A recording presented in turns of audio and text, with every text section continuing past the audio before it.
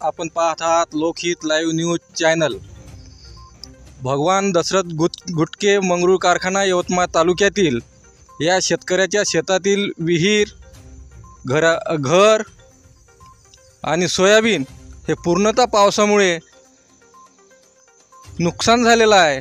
तर शासनाने मदत करावी ही अपेक्षा शेतकऱ्याकडून आहे, पण शासन देते का नाही याकडून आपण भगवान गुटके यांच्याशी विचारत आहोत।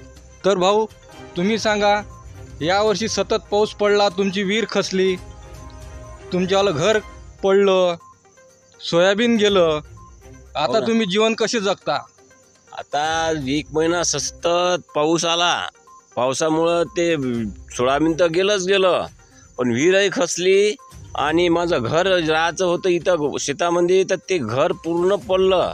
आता कुठं राव, शेतात आल्यावर काम केलं तर कुठं राव, हे एक पंचायत पडली मला।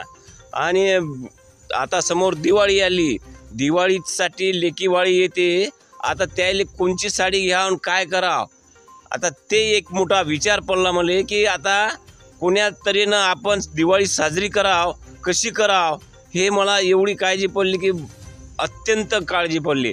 तरी पण संजय भाऊ राठोड हे यवतमाळ जिल्ह्याचे मंत्री असल्यामुळं आपल्याला काही नाही काही मायबाप म्हणून आपल्याला मदत करणार अशी मी त्याला आश्वासन देतो आणि गाई करतो की मला मदत करणार, हे असे मी त्यांना हात जोडून विनंती करतो।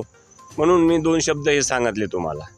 यावर्षी सतत पाऊस पडल्यामुळे या शेतकऱ्याचं खरंच अतोनात नुकसान झालेलं आहे। सोयाबीन गेलं, विहीर खचली आणि शेतातील घर पण पडलं। यावर पालकमंत्री यवतमाळ जिल्ह्याचे संजय राठोड यांना मदत करणार अशी ते भूमिका शेतकरी दाखवत आहे। आर्णी तालुका प्रतिनिधी पुरुषोत्तम वाकोडे।